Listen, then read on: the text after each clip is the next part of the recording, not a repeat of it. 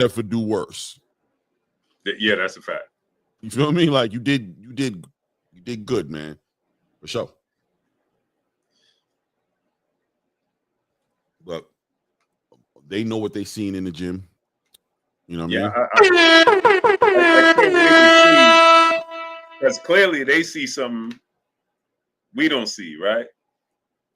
It's not that I don't. I mean, we see it. Yeah, we see it, but it's like they see it on a different level, right? I don't see it in front of Boots. Right. I haven't seen what you've done that translates to Boots yet. And that's a personal thing for them because y'all know what we just don't know. You working on stuff, you know what you can do, and you know it's up to y'all to showcase it, and we'll call it how we see it. And just like Lamont, you know what I'm saying? Lamont showed us, right? Like we said, man, he's gonna have to be special that night. He's gonna have to move a certain way and weather a certain storm. And we didn't think he was gonna do it, but he did. But now we're talking a different tune. When the second fight comes up, it's a different tune. I'm still picking Tank to win, but I'm looking forward to a very competitive fight. Now, let me ask you this question. On the inside, do you think, because my thing is this is what I see that I feel like they see, right? On the inside, do you think that Boots can take his power? Yes. I think if he gets clipped by Brian. Boots has been clipped. We've seen Boots clipped. We've seen Boots punched on. That's what the whole complaint is, right? That he's getting hit too much. So we've seen him get hit. Have we seen him get hit by Brian Norman? I don't know. He got hit with Villaroma. You know what I'm saying? He got hit. The reality is, here's what because there's a box that needs to be checked for Boots too, right? Like Brian Norman, I want to see him check certain boxes, but Boots at the same time, I want to see him implement strategies customized towards fighters, and I want him to be defensively more responsible against fighters that may be able to hurt him. So he's gonna have to show us that, right? When he fights against Stanionis, without a doubt, I'm gonna be looking for certain adjustments from his last two fights. I'm gonna be looking for certain adjustments. So this is not like we're talking about Boots is this perfect fighter, and I don't see how Brian Norman's gonna win. No, an irresponsible Boots, a risk-taking Boots who's not adjusting to the higher level of competition that he's going to is going to be susceptible to getting clipped. And I do believe Brian Norman punches hard enough to hurt Boots. So we got to see the adjustments on Boots' side as well. But once again, on the Brian Norman side, I haven't seen. I see what Brian Norman brings to the table that takes advantage of the boosts that fought against David Avanesian and Karen Kukajajian. But I also believe that Boots was a Boots who didn't respect the power of the fighters in front of him and just went all out and try to stop him. If Boots respects Brian Norman Jr.'s power the way I respect it, I expect him to be a lot more defensively responsible. And I haven't seen what Brian Norman and Boots was that before he fought David Avanesian and he fought Karen. I haven't seen what Brian Norman brings to the table that competes with that Boots. That's me being honest, right? But I'm ready to see it because I didn't see what Lamont Roach once again did. You know what I'm saying? To compete with Tank. And Lamont Roach showed us different. Agreed. Like, I think that Brian Norman hits harder than Karen Chukajin and Santillon and those guys. More athletic, more explosive. And we're going to find out. Now, I've been privy to see Boots train over 10 times. Right. I've been privy to watch him spar maybe 15 times. And in camp and out of camp, right? Preparing for a fight and just staying in shape, right? Mm-hmm. So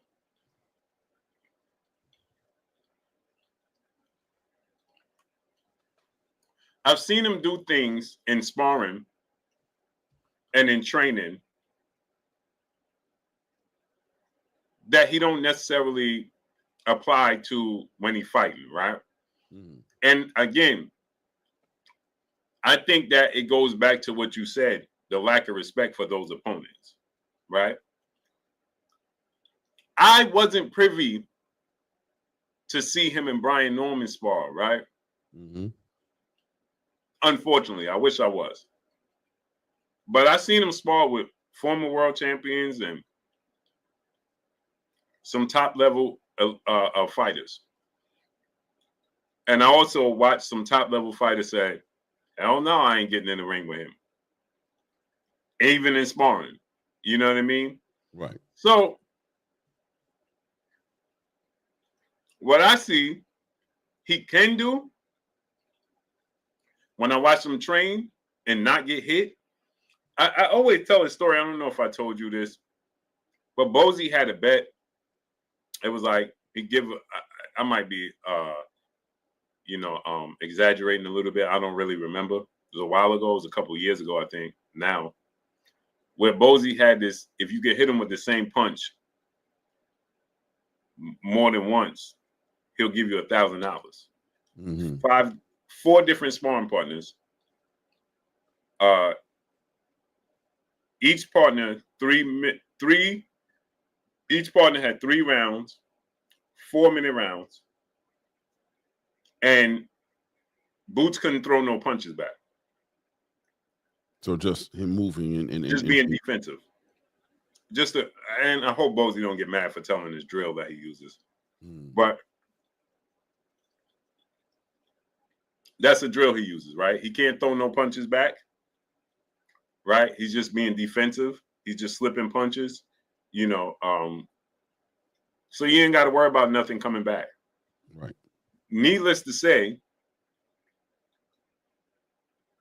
nobody did it. Mm-hmm. 2 guys I wasn't familiar with, and 2 guys that were very familiar. They couldn't do it, right? And he used quick, fast guys. One of the two guys I wasn't familiar with, they were very fast, right? Right. They couldn't land a punch. So I know he could do it. Now I'm sounding like Lenny Ellaby, right? I know you can do it, man, right? But it's the mindset, right, Clay? When you're in there with an opponent that you don't respect, and you want to, I think that when Boots gets under the lights, Clay, he wants to put on a show more so than come out clean, right? If that makes sense. Like 100%. he'd rather be a showman, like Tank, right? Right. They don't mind getting hit, whatever. As long as they entertain the people, get a knockout or look, they rather do that. So what I see is Brian Norman is more athletic. He's bigger. He's more explosive. He has more power than the guys he's faced. So if he competes in the manner he competed against Brian Norman, and gives Brian Norman those opportunities, we really going to find out about Boots' shin, right? Right. So I think that the Normans are very confident they can drag him into that fight. And I think, right, Clay, that because of all of the talking, because of the sparring sessions, that Boots, according to what I've been told, he got the best of Brian Norman, right? Right. In the first one, he wore him out or something like that, right? Yep. But again, I wasn't there. I don't know. I know Senior says otherwise, right? So I don't know, right? Somebody over here tell me this, somebody over here tell me that, right? But if it played out that way, where Boots was very physical with him, then I don't see why he wouldn't attempt to be physical with him when it all counts with small gloves on. Right. You see what I'm saying? Like, bro, you remember what I did to you? And I'm just saying from the mindset of Boots, right? I remember what I did to you in sparring. You remember what I did to you in sparring. You talking crazy. I'm gonna do it again. You know what I'm saying? Like, now I'm gonna dog you out. And that plays into Brian Norman's favor, right? That gives that because I think me and you both agree that if Boots box on the outside and just be a better boxer, at least that's I believe, he's just a better boxer from the outside. 100%. Right? So, and he's just bigger, he's more rangy.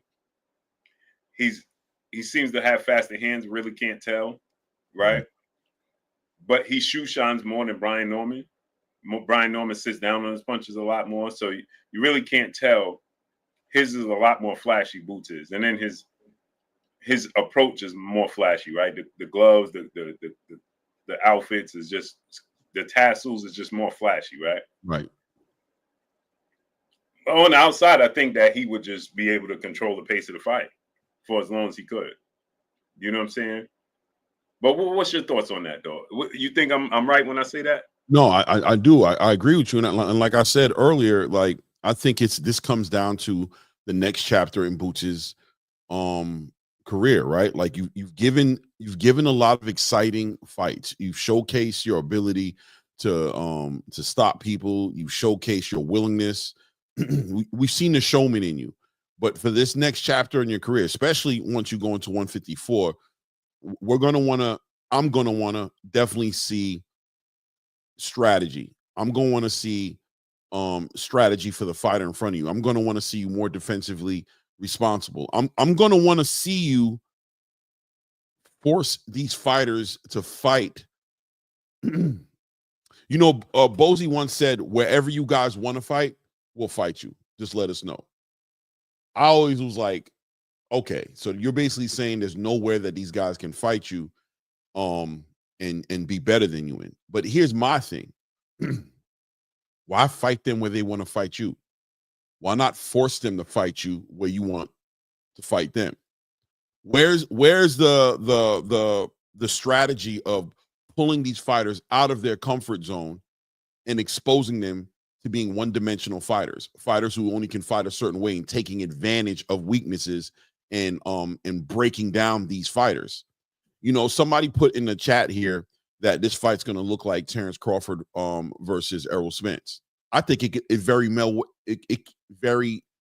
well may look like that. I think it can look like that. But the question is Boots going to do that, or is Boots going to try to out Brian Norman?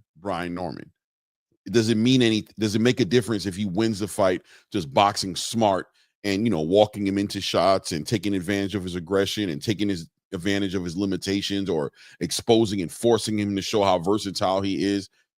Doesn't matter which way he wins.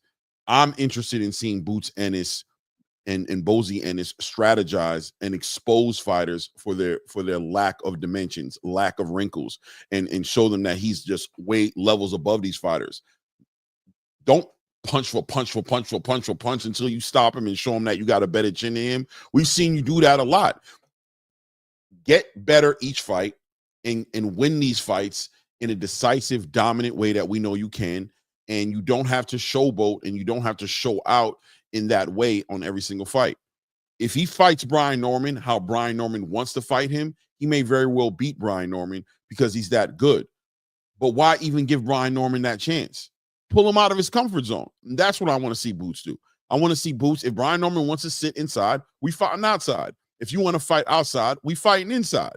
If you want to fight flat-footed, we on our toes. If you on your toes, we flat-footed. I'm showing you that I can do what I want to do when I want to do it. And it's not about proving to you that I can outdo you at you. It's about becoming a champion. It's about becoming decorated. It's about becoming one of the greatest boxers to ever do it. So I think he can. And like you said earlier, we've seen Boots. You've seen Boots in the gym not get hit and not even throw a punch back. So you know defensively what he's capable of. But at the end of the day, he seems to play down to the crowd. He seems to shoot the crowd what they want because he wants the crowd. And I get where he was coming from at one point, because he was trying to build his market value up and be must-see boxing. Well, now you've got money behind you. You've got fights in front of you. You've got unifications. You got, you know what I'm saying? You got a unification in front of you with Stanionis. If you fight Brian Norman next, 9 out of 10, 90% of the time, you're going to be a unified champion going into that. You're already who you are. So you no longer need to prove so much to the fans as much as you need to just continue to win and be great and be a champion and be undisputed, hopefully, and get ready for 154. So I think he's capable of doing a lot of different things. The question is, what is he going to choose to do? Because I haven't seen Brian Norman show that many dimensions to his game. He's a good boxer, but I haven't seen him be as versatile as I've seen Boots be, as athletic as I've seen Boots be. So he has to show me. You know, that's where I'm kind of evolution of the willing. What you think about Brian Norman? Now, my Egypt, peace and blessings, Queen. Jay Lynn, peace and blessings, Queen. Miss Lucky, me 4, do 7, peace and blessings, Queen. All the kings, I'll get to you in a second. What do you think about Brian Norman going to Japan, fighting that fight against why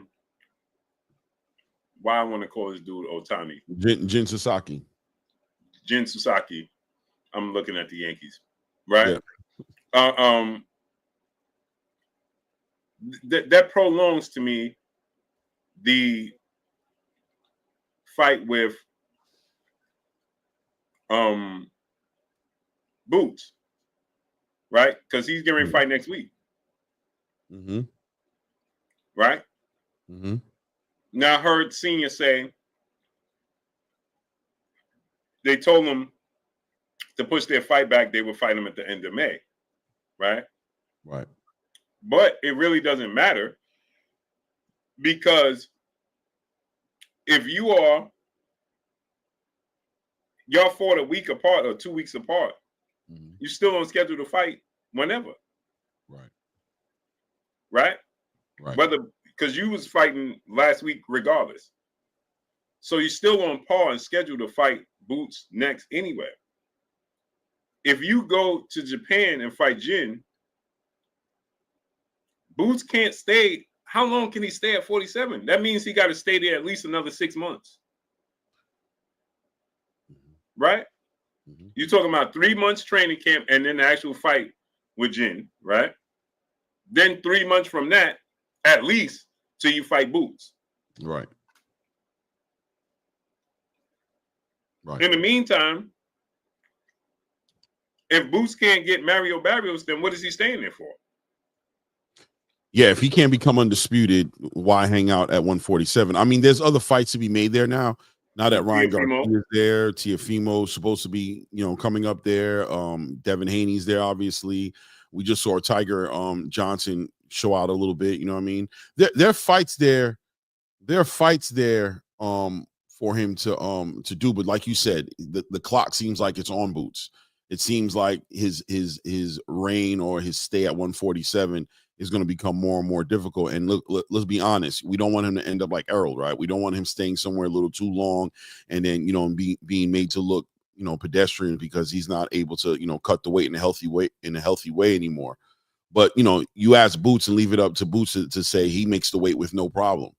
The division is spicy. It's finally getting there. It's almost a damn shame, right? Because he waited so long. It's like finally the division's getting to a place where he can, make some big fights down there. But, how long can he weather that storm of staying at 147? I don't know.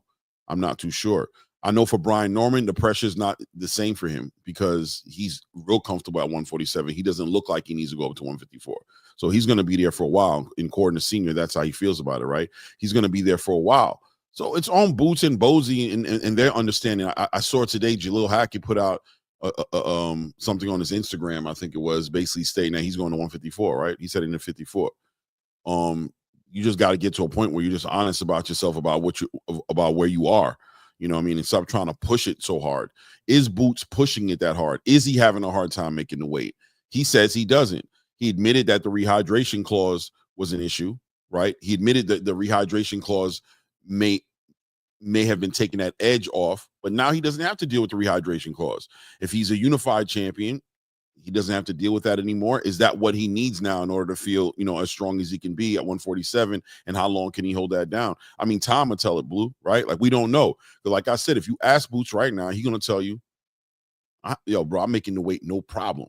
I'm walking around this weight. I'm cutting the weight no problem. It's nothing for me. What can you say to that? Well, as long as it's nothing for you, stay there and keep competing. But it does look like, it looks like the time is limited. It looks like the clock is on him. But as long as he feels like he can be there, then he's going to be there. I think the Brian Norman fight's a big fight for him. So does he wait to fight Brian Norman, or does he fight Brian Norman as soon as possible? My thing is this, right? How does it look on the Normans if they fight Jin instead of waiting and fighting Boots? Wait, say it again, because I just saw Jordan Smith said he keep bringing up Ryan, Devin, and T.O. knowing they don't take those kind of challenges. What do you mean they don't? Ryan fights everybody. Dev fights everybody. T.O. is calling out Boots. So I don't understand why. What do you mean these guys don't take those kind of challenges? What do you mean by that? I haven't seen Ryan take a tomato can on. Right. I haven't seen Devin do that. You know what I'm saying? I haven't seen. I think T.O. do it to a degree. Than Boots in reality. Right. So I don't know. I don't know about that, Jordan. I don't know if that's where I would go with it. But what were you saying? Blew my back, man.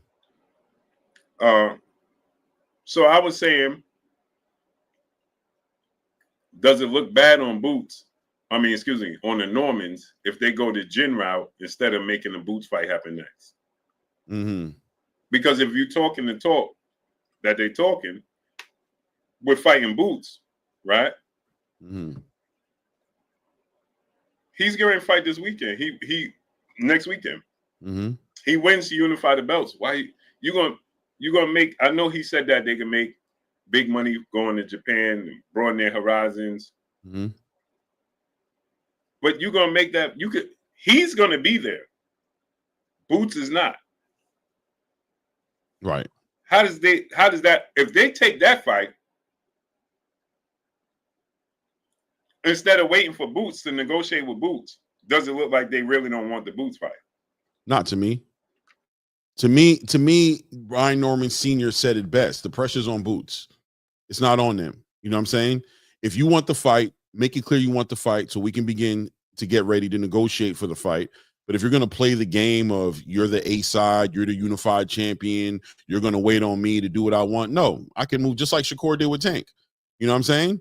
I'm gonna move the way because I don't got no pressure on me. 147 is love to me. I plan on taking it over now or later. It doesn't matter. I'm a champion. I'll unify. I'll fight.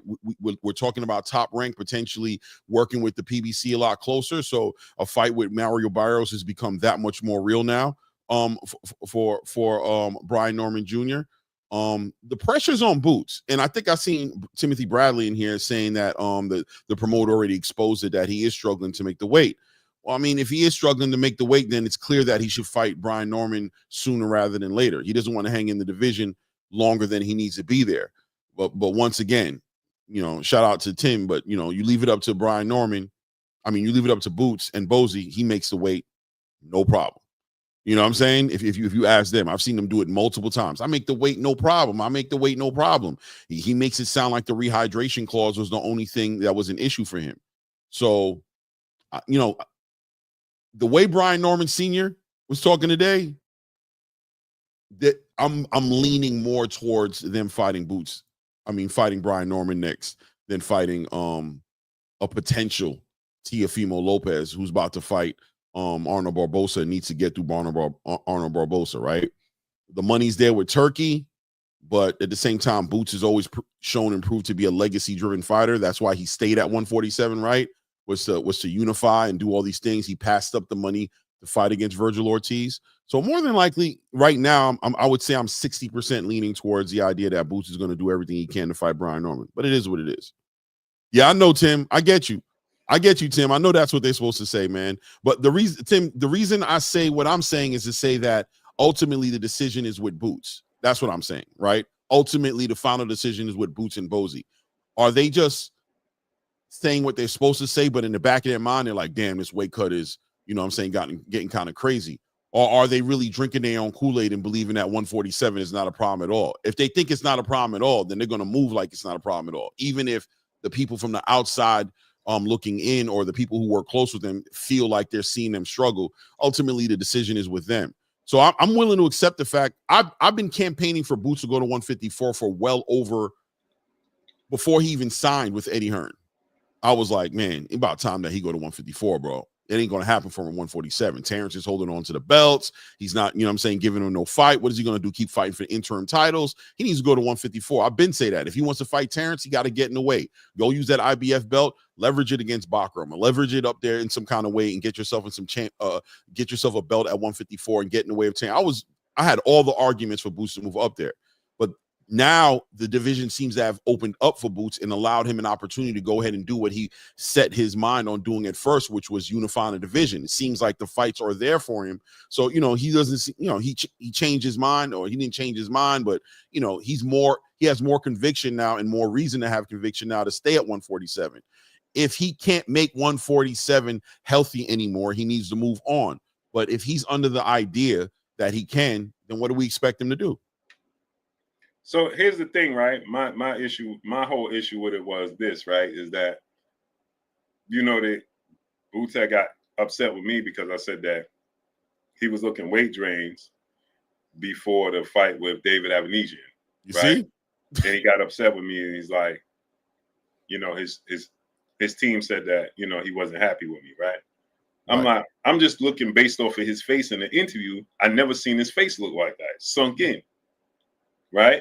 And then fast forward, then you say you wasn't your best. You was not fully yourself because of the rehydration clause. So I wasn't wrong then. Nah, I mean, that's why they get mad. People don't get mad because you lying on them like they like you to believe. They're usually mad because you telling the truth. You know what I'm saying? Because you pointing at something that they don't want. That's usually why they mad. The whole lying, people are cool with people lying on them because they know it's not true. So they just, you know, right, Tim? You don't mind people lying on you, right, Tim? You all good with people lying on you. But, you know, they start telling the truth on you. It might poke, you know what I mean? It might poke at you a little differently, right, Tim? Pause. You know what I mean? Right. Tim always getting hated on. You know the Hall of Famer, Tim Bradley, 2-division world champion. He's in the building. Salute. The lies are okay. Keep telling the lies. You know what I mean? Keep telling the lies. We good with the lies. It's the truth that, you know, can get a little bit touchy. So, yeah, man. Now, listen, like I said, I was campaigning, and but now I'm trying to be honest at the same time. No matter how I feel about it or how any of us feel about it, the question is, where is Boots and Bozy on this topic, on this making the weight topic? And that's what I'm saying, right, Clay? He has to, right? He has to, after this fight, he got to say, I want Brian Norman. Like, bro, the way Senior talking, he talking spicy. Junior talking spicy. They believe in themselves, without a doubt. Yeah, as they should. Right. But, bro, if you Boots at this point, it's like, bro, give me that man. I mean, you got to have the Roy Jones mindset. Remember when Tarver showed up after Roy beat Ruiz? And Tarver showed up, and Roy was like, bro, I got to see this man. Right. Same thing with Canelo. Remember when Laura showed up to his press conference? 100%. And he was like, bro, all right, man. Right. All right, man. Like, enough is enough, bro. Right. And at this point, enough is enough. If you Boots, right? You got to be like, all right, man. And really, logically, there's no reason not to make it. Even without the trash talk, you should want that fight next anyway. Right. Because you ain't going to get Mario Barrios. It doesn't look like you would. I'm not going to. It doesn't look like you would. But and your sole purpose for being at 47 at this point is to unify the belts. Like you said, Clay, you turned down a lucrative payday and a big fight, the biggest fight of your career, name-wise and commercial-wise, against Virgil Ortiz, to stay at 47, Stanionis is nowhere near. Stanionis is nowhere near the name that Virgil Ortiz is, right? But he is a champion, and he is undefeated, and you can unify the belts against him. Right? So it just seems like, you know, that makes the most logical sense because of the trash talk, right? And salute to the great brother Kendall Styles in the super chat, dropping that half a dub on us in the super chat. He said, "I love Boots. He falls in love. He falls in love with his work and gets overconfident in there. I hope it doesn't cost him one day. But Blue, I'm snitching for non-talking crazy again. We got to set something up. Oh no, I'm not entertaining that guy. Not at all. Not at all. Yeah, man. Not entertaining. See, I entertained that already, and then people blame me for him going to the hospital, mental breakdown, and all that. Oh man, you should do. Man, listen, man. Again, I'm gonna tell you guys again. Fanon is a homosexual. This is not a lie, right? And I can show you the proof, the text messages to prove it. And he's obsessed with me and BFTB boxing. And I'm just not going to go down that rabbit hole anymore. You understand? People going to blame me for it. I mean, I don't even mention this dude's name. So it just is what it is, man. Bless him. You know what I'm saying? All I did was show him love. And I can show you the text messages when he got sick. And he sent messages to me. Or I'm sorry for hating on you. I'm just sick. And all I did was say, hey, bro, just get better. I don't take it personal. Yet you still doing it. You come out the hospital, you still doing it. Right. Bro, if the people around him, like I said, I just leave well enough alone. Blessings to that man. I hope nothing but the best for him. Blessings to him, blessings to his family, nothing but the best. Kendall Styles, my brother in the super chat, dropping that Cinco on us in the super chat. He said, I have a coalition of the willing. He said, I have a homie in the UK with poor hygiene who's ready to roll. So hey, nah, bro. Listen, man. Hey, more power to that brother, man. More power to him, man. More power to him. Again, I'm not gonna get in the back and forth with that guy, man. Clearly, if people don't realize there's something wrong with this dude, I don't know what to tell y'all, man. Yep. Split Wig 187, my brother in the super chat. He said, hey, Blue, put Desert Storm Bradley on the screen. Tim be super busy, man. But yeah, man, salute to the champ, man. I love Tim Bradley. Man, Tim Bradley's career is underrated. He lost only 2 to Manny Pacquiao. Do people not realize that? He only lost to Manny Pacquiao. This dude. Right. Like, bruh. The way Tim beat Juan Manuel Marquez. Bro, come on, man. But, you know, that's boxing for you, right? Popularity contest. But anyway, Freedom March, my brother in the super chat, dropping that Cinco on the super chat. Salute, Blue. Glad you're going live before my bedtime. Yeah. I'm late today. I'm very late today because I had things that came up and my nephew's birthday and all this. So that's why I'm a bit late. But 6 o'clock, 6:30 will be the latest you guys will see us start. I got to be respectful to Clay's time and you guys' time. You know what I'm saying? So 6:30 would be like, that's late. But anyway, so my thing is this, right, Clay? After the fight, you beat Stanionis. So I got a little sidetracked. So you got, what you did was you was able to secure the fight, because remember, Clay, we was like, bro, you don't fight Virgil Ortiz, because remember the Stanionis fight wasn't announced, and Right. Stanionis was saying that they never gave him a lucrative deal, a real offer, Right. And so Stanionis, that situation was still looking bleak, right? It was looking funny, you know what I'm saying? It was looking like it might still not happen, and we was like, bro, you turning down Virgil Ortiz and 154 for the unknown and unifying the belts, because remember they were saying they still wanted Barrios and Stanionis.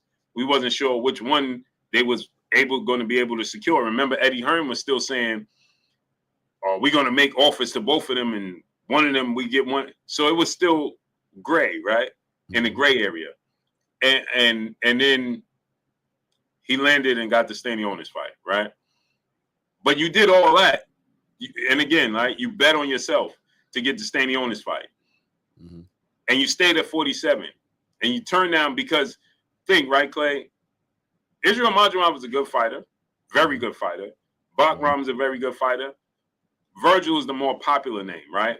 Virgil has more of the casual, you know what I'm saying, commercial fight along with legacy fight, right?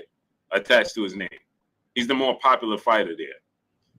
If Virgil would have lost and you didn't get Stanionis or you didn't get Barrios and Virgil loses, that was a risk you took.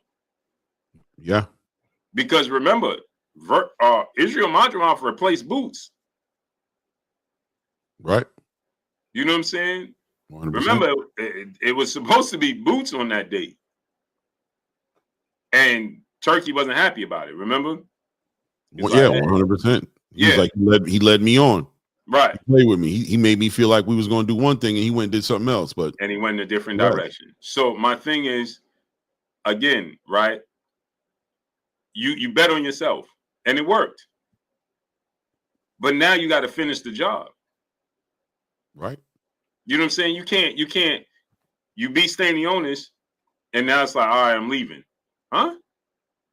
But you did all that. You might as well go ahead and finish the job. Especially with the public, messy, somewhat of a negotiation that happened in front of the world between Brian Norman and Eddie Hearn and Jerron Ennis. I think the X factor in here is the wild card in here is Turkey Alalshikh. It's that relationship and what does Boots honestly think about that relationship in comparison to, you know, this Brian Norman Jr. Conversation, because Turkey's not mentioning Brian Norman, right? He's not bringing up Brian Norman Jr. He's bringing up Teofimo. He's bringing up other opportunities that he wants to see him at 154. He brought up Virgil. He's bringing up things up there, but he's not talking about Brian Norman. So ultimately, he puts Eddie Hearn in somewhat of a compromised situation to where I think in the perfect world, I could see where Eddie Hearns would want Boots to align himself with Turkey as soon as possible. It saves him money and at the same time makes him money, right? Because now he's not footing the bill anymore. And as long as Boots is carrying this, you know, game plan that's outside of Turkey's lane, then it puts the pressure on Eddie Hearn not only to make the fights, but also to figure out a way to be profitable making the fights, being that he hasn't been yet able to cross Boots over into a pay-per-view space, right? All the fights are free. You know, we're making money off the gate. We're, you know, merch. However, we're bringing it full circle to make the money. The pressure now goes on Eddie Hearn to make these other fights that Turkey's not interested in for Boots, but at the same time make money and at the same time keep his eye on the clock and whatever the contract is between him and Boots as far as how long that contract's going to last, how many more fights Eddie has to make that money. So Boots can be stubborn and just do what he wants to do and not take Eddie into concern, which I'm sure he's well within his right to do. Will he, though? What kind of relationship does Boots and Bozy have with Eddie Hearn at this point, being that he's gotten them 2 shows in the Wells Fargo in his own city, one of the first fighter to do it, being that he's got him a unification fight now with Stanionis, being that Eddie seems like from the outside looking in to have delivered on everything that Boots has been wanting. How does Boots feel about that? Is he ready to shake Eddie when this is all said and done and go on to the next chapter in his life without looking back? Or is he going to agree to extend a contract with Eddie Hearn where he gives Eddie Hearn an opportunity and promises an opportunity for the get back somewhere down the road? Let me do this, and this, and I promise Eddie will get into the big money fights later. Did he already agree on that with Eddie Hearn to where Turkey Alalshikh is confident to give it a second chance and involve him with his plans on Teofimo fighting him and then ultimately the winner, fighting Devin Haney and Ryan Garcia? Did he agree to do all that? There's just so many parts, intangibles here that we don't know what's going on, because there's multiple things moving around Boots right now, and Boots was in a space 2 years ago to where he had nothing on the table, where nobody wanted to mess with him, and now Eddie Hearn's brought him this popularity, put him in these fights, got him this unification, all these different things that he's done. At what point does he go ahead and move with the game plan like David Benavidez is doing? You know what I'm saying? At what point does he walk away from his big opportunity to finally do something big and be like, I'm going to be a company man and I'm going to respect the fact that this guy got me somewhere where nobody else seemed to be able to get me to? Or does he just go ahead and, walk away and just do what he feels like doing and just push Eddie to the side when he's done with him and go on to his next opportunity? I don't know. You know what I mean? I don't know. You know what I mean? And shout out to Timothy Bradley again, saying poor management in his eyes. A lot of wasted time for Boots. But now he's got good management. How appreciative is he? That's exactly what I was getting at. If you did all that and you wasted all that time and you fights with Virgil and all these fights that you bypass now to stay at 47, full throttle. It got to be. You get past Stanionis, which is no foregone conclusion, because we all act like Stanionis is just a walk in the park. He's not, right? Right. Boots is the favorite. We expect he's the more talented, gifted fighter, right? Mm-hmm. That's not how boxing works. We know that. So, but he gets past Stanionis. You're the unified champion. Bro, you should be like, bro, listen, I need Brian Norman.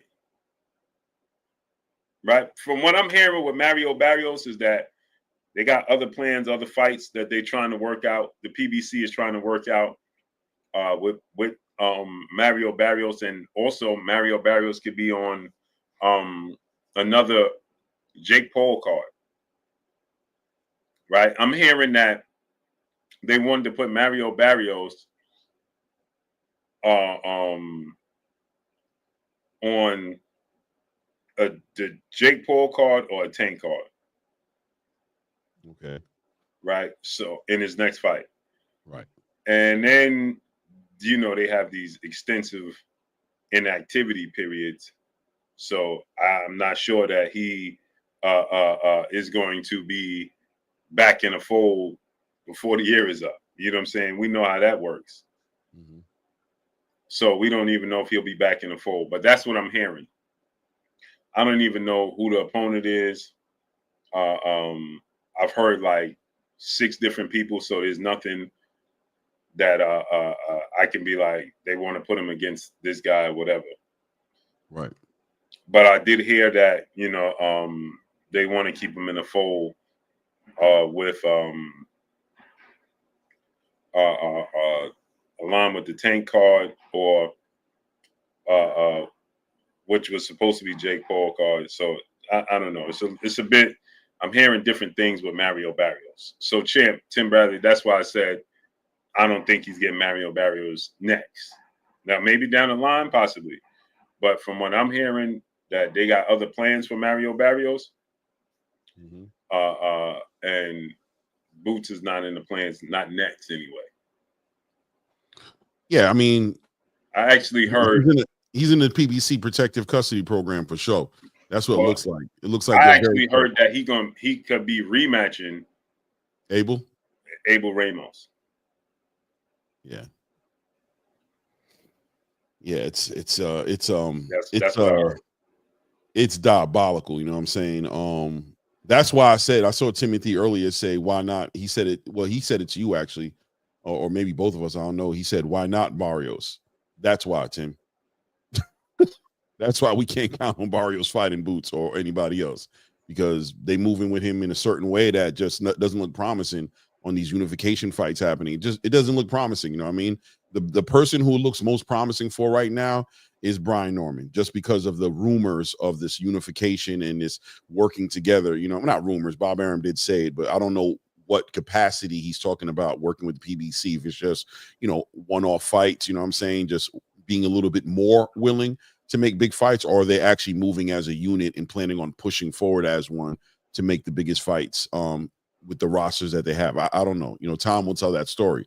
But when you hear about Mario Barrios getting ready to be on the Jake Paul undercard or on Tank's undercard fight, rematching at Abel Ramos, yeah, we'll wait for that to iron out before we start involving him in any big fight conversations. Not to mention Abel damn near beat him. Some people feel like he did win. Yeah, and that's what I'm hearing.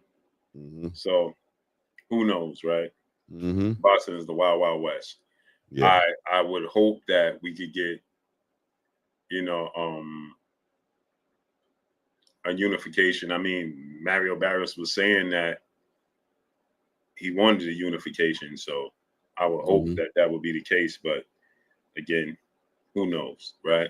Yep. Now, I want to talk about this. So, but just in closing with that, I just wanted to say that I think that, first of all, the Yankees is getting absolutely smashed right now, and it's frustrating me. It's disgusting. Is it disgusting? They're getting smashed 4-0 right now. Bruh. Bruh. They're getting absolutely smashed. But anyway, by the Diamondbacks. They lost yesterday. Now we're getting smashed again. But anyway, I think that in closing, I think that that Boots after this fight gotta make it known. Bro, I want Brian Norman. See the difference between Brian Norman and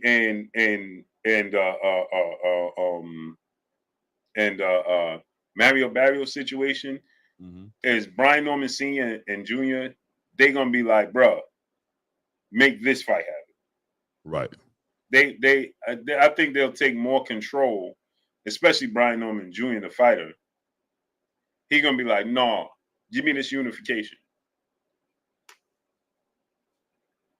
Yeah. Yeah. I think that's the fight to be made. You know what I'm saying? There's a lot, but like I said, the politics of the sport. You know, that's where we're in the dark. We're in the dark with everything outside of the fighters wanting to fight each other. Right? Everything outside of that, we're in the dark about. The fighters actually wanting to fight each other or choosing to fight each other is one part of the puzzle, but the other part is the politics all around Boots. Right? Brian Norman seems to have less politics around him than Boots does right now. Boots got a lot of, I don't want to say hands in his pocket. I don't want to say it like that, but you know, clearly from my point of view, Boots has a lot of outside boxes to check before he's able to move the way he wants to move. You know what I'm saying? Or it just seems like he has a lot of those boxes to check more than Brian Norman. It seems like Brian Norman Jr., if you, especially the way you watch Senior on social media and on these media platforms, he's basically making it clear nothing in the world is holding us back from making this fight happen. If this fight doesn't happen, he wants the world to know Boots is the one who's not allowing this to happen, or Boots' team, or Eddie Hearn, wherever they want to point the finger at. They wanted to be clear. We got a full green light on our side to make that fight happen next. We've got a full green light. There's nothing in our way. If this fight doesn't happen, it doesn't happen for one specific reason. Don't look over here. We've said it before, and we're telling you now. We want that man next. We're ready for it. There's nothing stopping us from making that happen. Now the pressure's on Boots. He says he can price himself out, bro. I mean, there's always that, but until he does there's definitely that. He did it kind of last time. That's what a lot of people feel like he did last time. And they talking like, hey, we ain't no B-side. Right. That could be a problem. Right, but that'll be exposed. That'll come out in the wash, right? But if that's dependent on Boots and Eddie Hearn making the offer and them turning down the offer. Now the conversation starts to switch around. And I'm gonna tell you like this: whatever, I'm not saying they should take some low offer, but bruh, you guys let the price make y'all not fight this time, it's gonna be a bad look. It's going to be a bad look to revisit this whole situation, for you to talk like you've been talking on these platforms and this fight not to happen because you want some absurd amount of money. It's going to reverse the whole entire conversation, because we know why the fight didn't happen that last time, and we're all sitting back allowing that to be a legitimate reason to say, okay, there's no pressure to fight Boots right now. You're doing Boots a favor.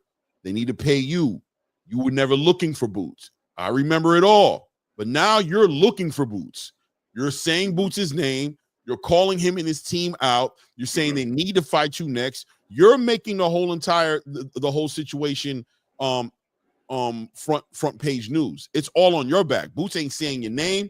Boots ain't studying you. Boots ain't doing nothing. So when if they finally put that offer out there,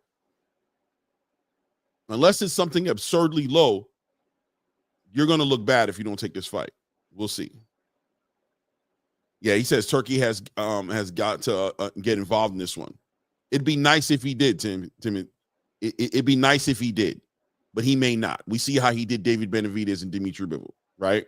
If he's not interested and he feels like, you know what I mean, he might fall back and be like, that dude's not in my and now the difference between Turkey Alalshikh today, in my opinion, and the Turkey Alalshikh from a year ago is Turkey actually has fighters that he has vested interest in being active, right? In other words, Turkey's loyalty is going to be more towards Teofimo being active and fighting the fighter that he told him he would get in the fight in Boots Ennis than giving Brian Norman a payday to fight Boots Ennis, who I don't even know if Boots Ennis in all reality is a Turkey fighter at this point, or if he's, you know what I mean? Like, I don't think he's actually pulled the trigger all the way to say that he's ambassador of Riyadh season, the way, let's say, he's offered a full contract to Teofimo, Devin, Ryan, Canelo, right? He's giving him 4-fight deals, 3-fight deals. They know what kind of money they're getting. They know what their game plan is. I don't think he's done that for Boots.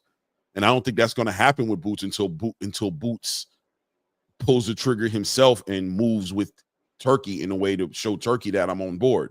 I don't know. Yeah, you know what I'm trying to say? It's kind of like Turkey gets invested with fights that he is excited about seeing, right? Right. This is a good fight. It's a unification bout that we want to see, but it don't seem like he's invested in it. Right. He's not. He wants it. You know, these fighters, people want to paint Turkey as like some sort of simp sugar daddy. You know what I'm saying? But he hasn't shown that. He hasn't shown himself to be the kind of guy that's just to get played like a sucker. You know what I'm saying? He's shown himself to be you scratch my back, I scratch yours. I might scratch yours first, but I'm going to want my back scratched as well. If I start to feel like that's not the kind of relationship we're going to have, you see Turkey will pull away very quickly. And once again, I will put David Benavidez on the table as an example. I'm interested in you. I want to do some work with you. Here's the ideas I have. You moving away that goes against the grain, and you think you playing with me? Not only will I give you the cold shoulder, but I'll publicly out you. I'll tell the world I ain't messing with you. Shout out to Tim Tszyu. Salute to him. Good luck on his fight this weekend with Joey Spencer, right? So Boots has to, you know, show and prove for Turkey to entertain a Brian Norman fight. He has to show, like, why? What are you going to do for me? You keep saying you're going to do this, and especially if Turkey's under the idea and presumption that Boots is on board with this Teofimo fight, and Boots messes up this Teofimo fight to go fight Brian Norman, that's 2 times he done spit in this man's eye. That's 2 times. Will there be a third? I don't know. That's my thing right there, right? After you didn't do the Virgil fight, now you don't do the Teofimo fight, and you want me to invest in this Brian Norman fight? Right. Yeah, I don't see him investing in that. Nah, just off the strength, just off the off the strength of the independence and the lack of concern for what I like that you've shown me, which you're well within your right to do, but I'm still allowed to process it as I see fit. Mm-hmm. You know what I'm saying? I'm still, you know what I mean? You're well within your right to tell me to go F myself, but I'm well within my right to take that as an insult. And you know what I'm saying? Right. I don't got to sit there and take it like, oh, okay, man, he's just operating in his free will. And he told me to F myself. I understand. Well, just let me know when you're ready. Nah, right. bro. It's like it's like he's operating in the sense of he's like bro, you done burnt so many bridges with me. Like, why would I invest in Brian Norman? He don't even, that's like, it's to me, it comes off as like, no, that's a normal Eddie Hearn and Matchroom the Zone deal. That ain't got nothing to do with me. 100%. When you done with that, come holler at me. Right. You know what I mean? When you done doing that, come holler at me because I got things I want you to do, and it ain't that. So it ain't. Yeah, that. Hey. Yeah, man. Hands off. Hands off. Great. Exactly. Now I want to talk about this though. Jermall Charlo, Caleb Plant fight announced May 31st. Caleb Plant is going to fight. Forgot the guy's name, but Jermall Charlo's fighting Cornflake LaMotta. Mm-hmm. That's not a walk in the park. You know, not too many people know who Cornflake is. Cornflake is a very good fighter. Probably most people know him on the biggest stage for him getting knocked out by Erislandy Lara. Mm-hmm. Cornflake LaMotta, I've been knowing him and watching Cornflake for years. I've been going to Atlantic City and watching Cornflake for years compete in Atlantic City. He's rangy. He's, consistent. He's aggressive. Jermall Charlo should win. Cornflake, you my guy. No disrespect to you. You know I love you. Jermall Charlo should win. Right. Again, this is another. The Plant is fighting Armando Resendez. Right. I seen. He seems like a tune-up. He seems like. Yeah. Didn't he beat Hurd, if I'm not mistaken? I'm not very familiar with him. I think he did. I looked at his box record a little earlier. I'm not very familiar with him, but he looks like a stylistically a fight that that Caleb should be able to, you know what I'm saying? Yeah. Look good in Caleb should outbox him, right? Right. And he should run into a lot of stuff. He's probably going to run into a lot of stuff. It's probably going to be a sequel to the McCumbee fight a little bit. Out of aggression, a lot of, wanting to do in Caleb. I could even see Caleb stopping him. I could see it happening just coming off of the last fight he had with McCumbee, where he was able to, generate a lot of power. That mid-range game got showcased. We saw a side of Caleb that we haven't seen in a long time. He seems very motivated. I wouldn't be surprised to see Caleb stop him. Yeah, and so Caleb Plant seems to have found, the Darrell knockout, right? He has found his power, right? Mm-hmm. The issue that I have with this is just the layoffs, right? Jermall Charlo, we know he's dealing with mental things and personal things outside of the ring. But it's like they're holding up Caleb Plant.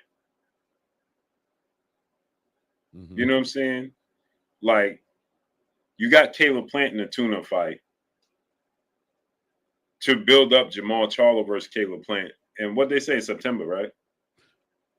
Oh, for them, for Caleb and Jermall? Yeah. Yeah, like September. September, right? September or December? Damn, it better not be December. Hold on. I think it's September, but I don't want to be wrong. Hold on, let me.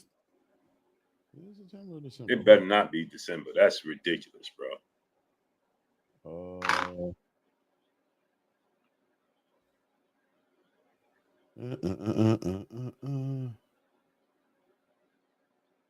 Later this year, May 31st card, 8th round. Another occasion, dropped him early and staggered. Another occasion last year. I don't know. I gotta look deeper into it. I don't know. And maybe September. September would make sense to a degree. May into June, July, August. Yeah, September seems like it would make sense, but I don't know. Yeah, it better not be September, Clay. That's ridiculous, bro. If it's anything other than September, bro. But the thing to me is this, right? Here's the thing, right? Is that there's no guarantee that Jermall Charlo is going to be ready in September. There's no guarantee that. One thing about Jermall Charlo is he moves to the beat of his own drum. That's what I'm saying. He gets this, and I'm gonna tell you the truth. You know, I'll communicate this and be honest about this and say that these dudes come around to get paid. Once they get paid, they get different. It just, you know what I mean? Let's just be honest. Once they get money, they get different. All of a sudden, you know, hey man, I'm dealing with some mental. It's nothing for him to be like, yo, some mental adversity. I'm dealing with some, you know, I'm gonna chill. You know, rumors start going around about him getting seen in certain spaces. You know what I mean? Like all of a sudden he's not fighting. Now, if the PBC is moving accordingly and offering him a bag that coincides with him returning and fighting Caleb, right? To be like, we're gonna hit you with this tune-up bag, but your real bag is Caleb. We can see Jermall come back and fight Caleb. But if they're paying him the way that he seems like he has to be paid in order for him to fight, being that he's been taking these layoffs and fighting, you know, sporadically. He fought Jose Benavidez Jr. last and all that. Yeah, Tim is diabolical. You know what I'm saying? Like I said, he ain't guaranteed to make it in September. That's what I'm saying. You know what I mean? Shout out to Timothy Bradley. You know what I mean? I think I summed it up and just try to be as respectful as possible and just say he might not make it on that day. He's not guaranteed to be there on that day, Blue. You know what I'm saying? The way he moves, he's not guaranteed to make it, bro. I don't know, bro. The crazy part is I think we all thinking the same thing because I was thinking the same thing. I'm like, see, I'm not cemented like Tim. Look at Jay Lynn. I gotta be right. I gotta say things right because you never know. You know what I'm saying? I'm not cemented. I'm out here trying to make, you know what I'm saying, make my bones, and you know what I mean? Tim don't give a damn. You know what I mean? What you gonna say to him? He good. He good. He here, he there, he everywhere. What did Jay-Z said? I'm everywhere. You never there. Why would I ever care? Pound for pound, I'm the best to ever come around here. You know what I'm saying? Like, not me. Jay Lynn said, nah, not cool. Not me, bro. I think I said enough by just saying things happen with Jermall, and he ain't guaranteed to be there on those days. The thing is, he's so unpredictable. The facts got to be the facts, right? Mm-hmm. He's so unpredictable. We have no clue. Caleb Plant has no clue, right? If he's going to make it. So you hitching your wagon to a truck that got flat tires, that got bad tires. You don't know if it's going to make it. Right. You don't know if it's going to make it. I mean, he's aware of that too, I'm sure. Look, Caleb is like, okay, but at the same time, Caleb has a lot of options. He got Jaime, he's got Edgar Berlanga if that comes out. He's got Diego Pacheco, he has Christian and Billy. You know, he has Canelo, you know what I'm saying? Or he has Terrence, you know what I'm saying? If Terrence decides, you know, he has or Canelo, Terrence, you know what I mean? He has options and opportunities. So he'll ride with this for as long as it makes sense. But we can recall that before he fought Trevor McCumbee in his last fight, that he was on a 2.5 year hiatus, right? Before that fight, what was it? Let me not put out any fake news. Let's be accurate. But my problem is J Pitty City, my brother in the super chat, dropping that cinco on us in the super chat. He said, I think Norman needs to go to Barrios at this point. I seen like Barrios is trying to sell his belt to the highest bidder, regardless of opponent. Yeah, Barrios is Barrios is a company man, bro. Yeah, Barrios could just be, but no, Clay. So my thing is, I get what you're saying, right? He got options, Caleb Plant, right? The problem is, are they prepared if Jermall Charlo can't participate to deliver the options that we all mentioned, that you just mentioned, all those names, to Caleb Plant by that time? Mm-hmm. Or is he going to be out for the rest of the year now? Because, or is he going to be in with a no disrespect to boxers, a mid-level fighter again, Right. just to keep him active? Right. Because now, how you going to deliver to Belenga, Jaime Munguia, or etc.? Right. Right? Because you could get to the point where it's July and Jermall Charlo will be like, yeah, no, I'm not ready to fight. Yeah. That's why they didn't. That's why rumor was that's why they didn't want to put the fight together with Canelo, right? Because they couldn't count on him. He was, you know what I'm saying? They were just like, he's not dependable. We can't risk it because of historically, you know, his lack of motivation to be active. Yo, Clay, Whatever. look at him. Yeah, man. I know. That's what I'm saying, right, champ?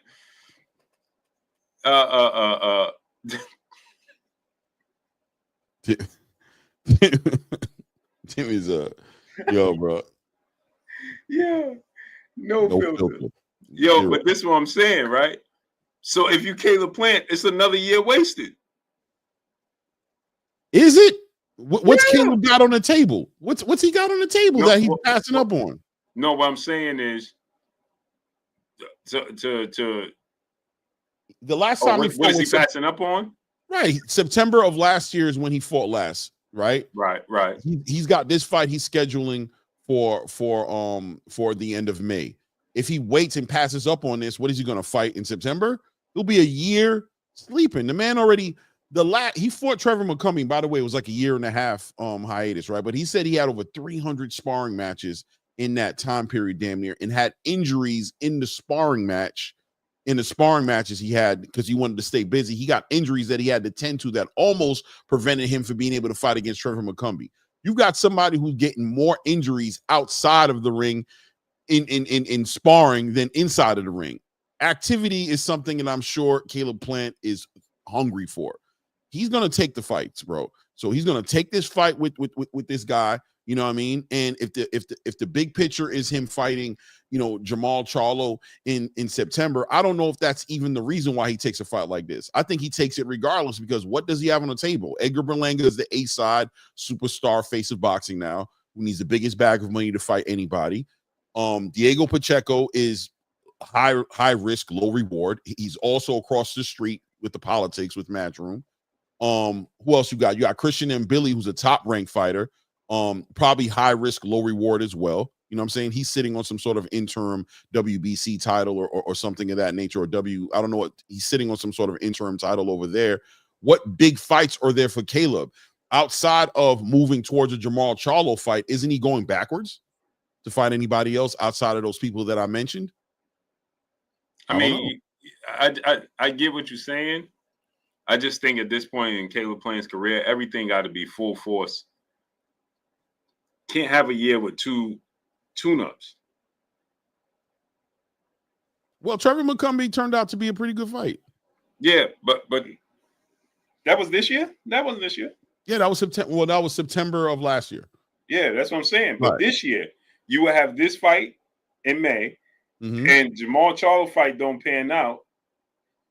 What they're gonna give him before the year is up?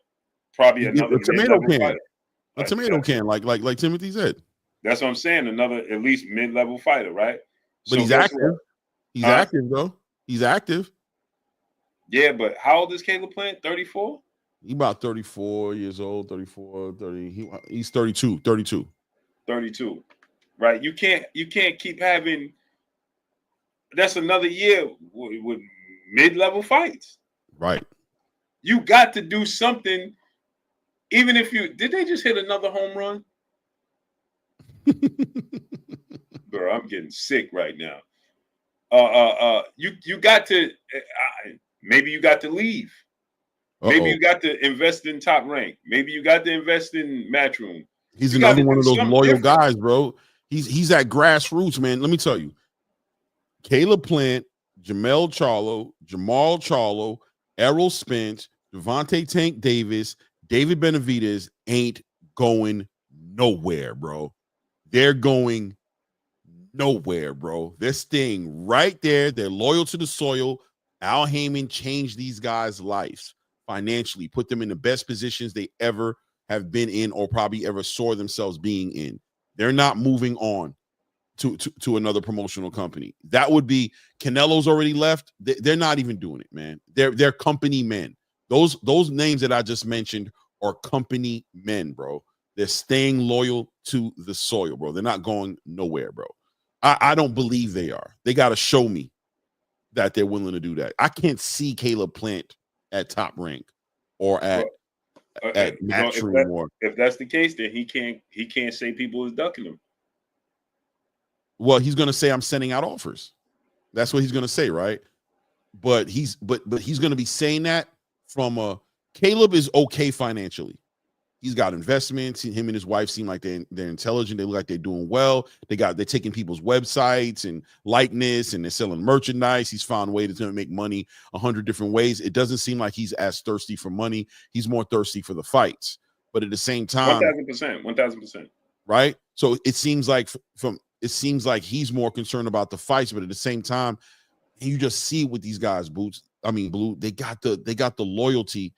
They loyal to the soil, man. That PBC relationship ain't going nowhere outside of Al Heyman saying, "Hey, bro, go ahead and go to Top Rank, bro. I can't do nothing for you." You know what I'm saying? Outside of the PBC, really like, go ahead, man. We think it's the best thing for you. It's not happening, bro. They're staying right there. He's waiting. Salute to the champ, the Hall of Famer, Timothy Desert Storm Bradley Jr. in the super chat, dropping that. Dude. Drop the bombs on the on us in the super chat. He said, love the show. Appreciate you, man. Much love, man. Much love and appreciation. Thank you, man. Thank you. Key, what's up? ETB in the building. What's up, family? Salute, Keon. But yeah, Chris, like they definitely are. The D-backs is on out. They taking us to the woodshed, bro. They taking us to the woodshed, Chris. So yeah, but you know what I'm saying? Like I just hate watching careers go to waste, bro. We're seeing that. I mean, I'm having a hard time dealing with David Benavidez's mindset right now with this Dmitry Bivol situation. I'm having a hard time watching him allow handlers to move him in this way. And we don't know what's going on in the background, right? But it just from the outside looking in, and that's where I'm at. I'm outside looking in. It don't make no sense, bro. It seems like another wasted opportunity. And then when you're starting to get the history and you're hearing all these people start to come out and explain what happened with the whole Canelo situation, it looks like he got maneuvered in the wrong way in that situation as well. It looked like it was more business and the politics of it wasn't about the way David Benavidez asked for the fight. It was about his management executing and exhausting all angles and opportunities. You know what I'm saying? It looks like they kind of like management fell back and allowed it to turn the ish. I don't know if it was to motivate him to go to 175. I don't know what the agreement was or what the understanding was, but it seems like something was left on the table. Seems like more could have been done, and for some reason more wasn't done. And then here we see once again David Benavidez on the cusp of locking in legacy worthy fight, a legacy worthy fight for himself. Go to Saudi Arabia off of a great performance against David Morrell, a great pay-per-view against David Morrell and PBC, and showing that he can sell pay-per-views and his own pay-per-view and just doing great. To all of a sudden he's on a plane coming back from Saudi and Samson Likowicz is executing a mandatory WBC, threatening to strip Bivol of the belt rather than wait one more fight to potentially become an undisputed light heavyweight champion of the world. B, have a common opponent with Canelo Alvarez, but actually have beaten that common opponent and applying even more pressure to a Canelo Alvarez who's under a 4-fight deal with Turkey Alalshikh. I don't see why. And you beat Caleb Smith, you beat Caleb Plant, Right? You beat Caleb Smith, right? And you could try to beat him in more dramatic fashion, right? 100%.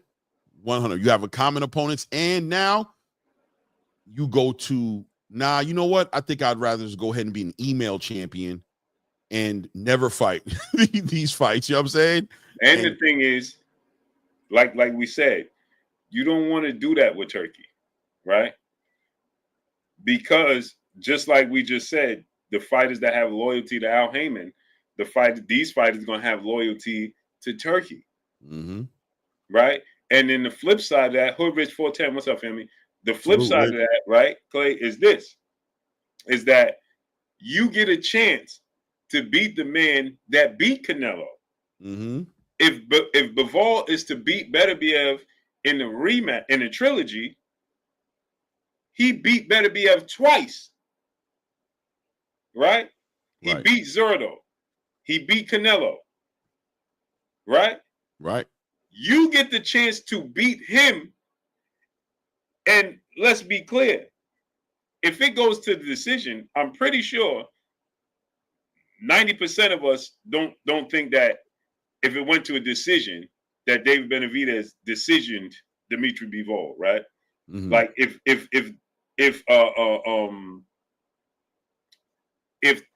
there's a decision, I think we will all be not say he can't because he decisioned Caleb Plant and he decisioned David Morrell, right? What's the likelihood of him decisioning Bivol?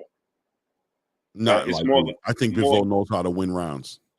Yeah, he just know how to win rounds. So if he beats Bivol, it's pretty much probably going to be 75% a stoppage. Right. Or if he knocks him down like once or twice, right. And get to the that way. It's going to be clear cut.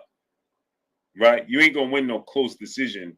It ain't if it's a close fight like that, Bivol's going to be doing what he do.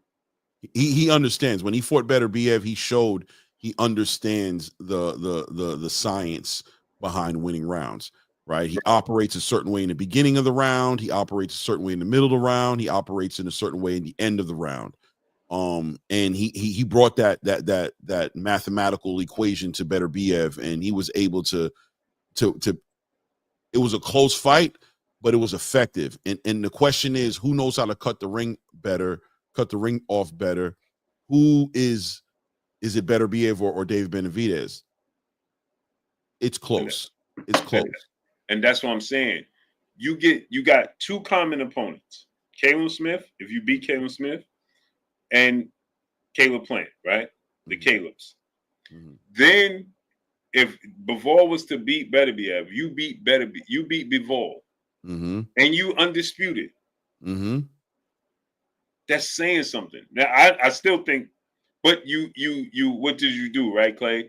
You showed Turkey love, you showed him respect, right?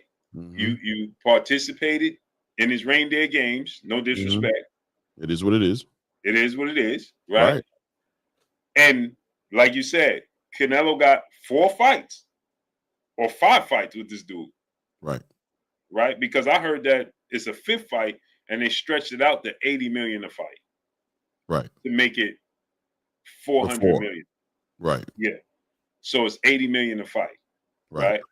Now I'm not sure how that's going. If the 100 is either 100 million per fight, which would be 4 fights, or 80 million per fight, which is still 400 million. If he beats Terrence Crawford, and he beats, which I don't think he will, but if he beats Terrence Crawford, and he beats what's his guy, William Skull,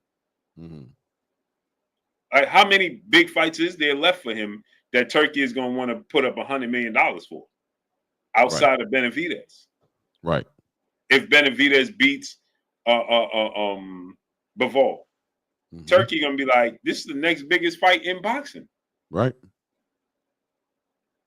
can add. He might add another 80 million to Canelo and say, hey, bro, I'll give you 160. Mm-hmm.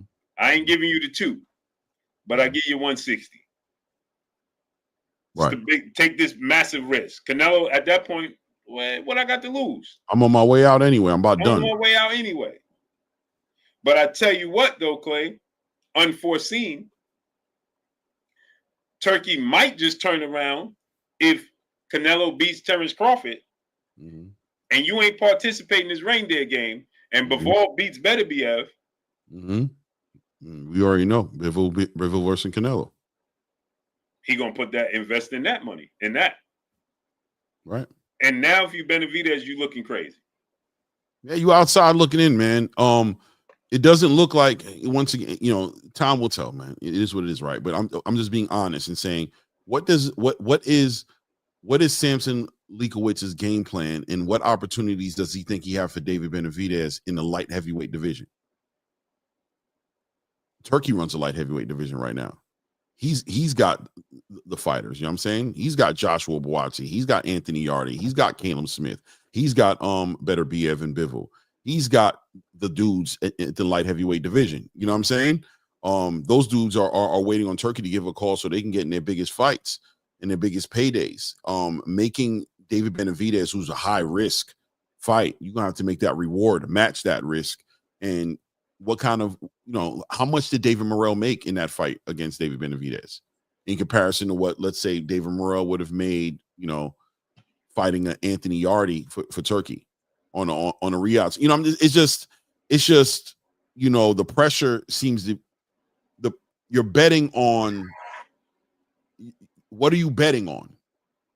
If you're David Benavidez, what are you betting on? To be an email champion, and to be frozen out of fighting a unified champion like Dmitry Bivol, who doesn't need you. He's already beat Canelo. He's already a unified champion. He's already I don't know how much money he's made in this trilogy he's about to be in the first fight and the second fight. He's sitting good, man. He can go up to cruiserweight and go fight Jao Patai and go make a crazy bag. He can do a lot of things, or he could retire. He's already Hall of Fame material walking around right now. Why does he need to fight you? I don't know, man. It just seems like you're burning a bridge. And I don't see how that benefits him personally. I see how that benefits Samson Likowitz and the PBC. I see them leveraging and trying to hold one of their faces of boxing right now, the new up-and-coming faces of boxing, and David Benavidez on the back end of Gervonta Tank Davis threatening to retire and not really and showing that he's disenchanted with the sport and really, entertaining crazy fights with Jake Paul. I could see like Gervonta seems like to be somebody who may be on his way out of the game. So here comes David Benavidez as somebody who might need that kind of treatment. But at the same time, what are they able to facilitate for you in the light heavyweight division? Like, what is it that they got planned for you as an email champion? What is it that, what's going to happen? Mm-hmm. And ultimately, that's my thing, Clay. Because ultimately, what you're doing is you're boxing your own self out. Because now, hey, Kate Crowder, what's up, family? Because now you look at it from this standpoint, right, Clay? And I need everybody to take a minute, take a moment, go subscribe to my brother Claymore Rain. The link to his channel is pinned up in the chat. Take a moment right now, go subscribe to my brother Claymore Rain. The link to his channel is pinned up in the chat. Once again, people, take a moment right now if you haven't. Subscribe to my brother Claymore Rain. The link to his channel is pinned in the chat. But Clay, if you Bivol at that point, you beat Beterbiev, you beat Canelo, you beat Zurdo. Now I'm just fighting for the bag. I'm undisputed. I defended my undisputed title against Beterbiev. I don't have to fight Benavidez.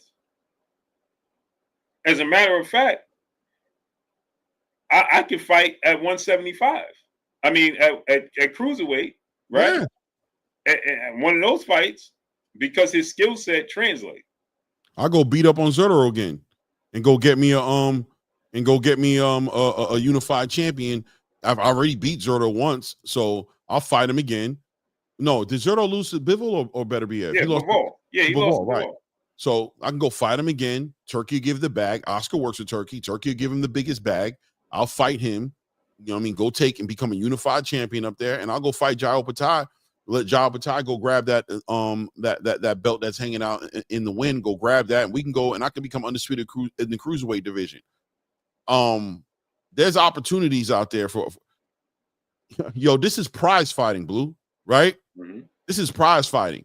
So as long as Turkey is controlling that bag the way he's controlling it, he offers the better alternative and opportunity for Dmitry Bivol, who's been frozen out of these opportunities before Turkey. Before Turkey, Dmitry Bivol and Artur Beterbiev have never seen these type of opportunities. They never got spoken about like this. And he's a Russian, and Mauricio Sulaiman playing that game. Yeah, bro, you jump on that side of the conversation. He's able to, and we'll see. Maybe he's just a person of good nature, and he doesn't take things personal, and he just is fair about it. But in all reality, Dmitry Bivol has no reason to work with the WBC on nothing. They've frozen him out of so many different opportunities. If it wasn't for Turkey, he's not going to go against Turkey, bro. As long as Turkey is sitting where he's sitting at, as far as the position he's taking on this conversation and on this whole entire fight being made, Bivol's not moving in that direction. Mm-hmm. That's what I'm saying. And then if you strip me of my belts, no problem. Now, what do I have to prove? What's up with Boston? What's up, Philly? Pancho Villa, what's up? Salute, Pancho. Leon, what's up, Philly? Jonathan Thompson, what's up? Clay, if I'm Bivol, you strip me instead of waiting. What do I owe you? Nothing. Nothing. I owe you nothing. Now, go ahead. Now I'm just gonna fight for the bag. Yeah. I'm a prize fighter now. I'm like Terrence now. I've done great things. Now I'm looking for the biggest fights possible. And it ain't you because Turkey ain't messing with you. It would have been you if Turkey was involved in it. You would have been the big bag, but Turkey ain't there, and I don't see what bag Samson is going to give me that Turkey can't give me twice. We're fighting somebody less threatening. You know what I'm saying, on the totem pole. Right. Come on, bro. He made it. Just looks like a mistake. It just looks like a mistake. It's doing what you always say, Clay. What you always say. Don't trick yourself out of position. Right. That's it. You're allowing Samson to sell you a story, and you're letting him leverage maybe loyalty he's had for you in the past, maybe opportunities you may give him credit for putting you in the middle of. I don't know. I get the loyalty thing, but once again, you've potentially moved past legacy, money, good money fights, and the question is why. And like I said, hindsight says the Canelo Alvarez situation wasn't as black and white as people thought it was. You feel me? It wasn't as much of Canelo ducking you as much. I think it's still there to a degree, but not as much as we thought it was, being that it looks like your team didn't exhaust all means of putting that fight together before they left, before they had you leave and go up to 175, which I don't know why, but that's what the story is. That's what the rumor is, right? But now we see this happening, and it's just like, it's like watching Tank take that knee. It's like, why did he do that? Mm-hmm. We're not going to fight. We're going to take the belt and become email champs rather than just waiting to fight Dmitry Bivol. We're not waiting on a trilogy. Why? Mm-hmm. Why? Mm-hmm. Then put some fake story out there like, yeah, it's going to be the same thing as Canelo. It'll be another excuse. What excuse are you talking about, bro? They never made an excuse. Mm-hmm. Turkey told you straight up what it's going to be. Mm-hmm. And not only did he tell you straight up what's going to be, he gave you a fight on the undercard to show you that he meant he was giving you the next fight. He said, I'm going to give you Caleb. Mm-hmm. And according to Samson Leakowicz, it was a lucrative offer. Mm-hmm. As he's always done.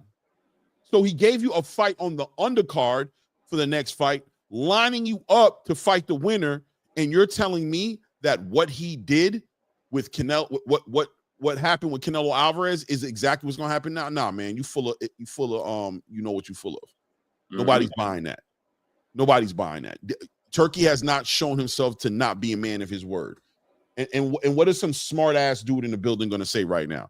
Well, he said that he wasn't going to do the Canelo thing, but he made the deal. He lied. Remember when he admitted to Mike Coppinger? I know. I know. But yeah, no. The Mm-hmm. reality is Turkey stood by everything he said he's going to do thus far and paid out and made fights happen as long as he could make the fights happen. He's done it. So David Benavidez has no reason to sit here, and Samson Leakowitz has no legitimate reason to sit here and say the same thing that happened with Canelo Alvarez at 168 is going to be the same thing that happens with David Benavidez at 175 if he doesn't put his foot down and do what he has to do. Man, what story are you making up, man? What nonsense are you giving us to listen to, man? Mm-hmm. That's total nonsense, bro. Ain't nobody hearing that, bro. Stop it. Yeah, that's the thing. Like you said, he's been a man of his word thus far. 100%. Man of his word, and ain't none of these dudes complaining about not getting paid either. No, or not doing anything. Why do you think? Why are the biggest stars in the game moving over there, except for Gervonta and David Benavidez, of course, right? But why did Ryan go over there? Why did T.O. go? No, I mean, T.O. kind of wasn't backed up in the corner, but Devin went over there. Why did Canelo, the face of boxing, go over there? Is Canelo sitting there worried about getting effed over? No, he's like, this dude is tried true. He showed me the money. Right. Money's in the PA, and you know what I mean? $1 trillion in the Saudi investment fund, right? Good money. They good to go. They looking to make big fights. We over there. We over here. Turkey done brought Canelo over there, brought Terrence over there. He's got the undisputed light heavyweight title over there. He's got not only that, Bivol, Benavidez, Tyson Fury, Alalshikh. They've all gone over there. Anthony Joshua, your boy Deontay, Zhang, Joseph Parker, Daniel Dubois. Come on, bro. Everybody. You got no legitimate reason to throw that shade on Turkey the way you just threw it on him about trying to compare what Canelo did to David Benavidez at 168 when David Benavidez was legitimately a high risk, low reward fight for Canelo Alvarez. You know what I'm saying? In comparison to right now. And Canelo wasn't with Turkey. No, Canelo's with the PBC, who, by the way, the same umbrella you was. Didn't even pen you into the 3-deal fight contract that they had with Canelo Alvarez when they signed him. They didn't even pen you in. Right. They threw Jermall Charlo, a fighter who doesn't fight on any given Sunday, will walk away from a fight. They penned him into the deal, and they couldn't pen you into a fight, pen you into a deal with Canelo Alvarez. Right. But here, Turkey is just signed Canelo Alvarez to a 4 to 5 fight deal, offering $80+ million on each fight. And Turkey sitting here inviting you personally out there to Saudi, being like, bro, I got plans for you. I want to work with you. Where Al at? Al, shout me out. I want to do stuff with David Benavidez. And you walk away from him and you go back to mediocrity. Right. You go back to mediocrity and go back to waiting on a phone call. Last time they gave you a phone call, they gave you Jesse Hart. But the diabolical part is to act like you got duped by Turkey, and Canelo wasn't with Turkey. Yeah. And so you got duped by the people over there. So how are you blaming Turkey? That's what I'm saying, right? Like they the people you just went back to who did you dirty. Who did you dirty. Right. Didn't even activate the mandatory. Right. Ain't that damn near free? Right. They didn't even do that. So, David, yeah, man. Diabolical. Ron Toro, my brother in the super chat, dropping that half a dub on us in the super chat.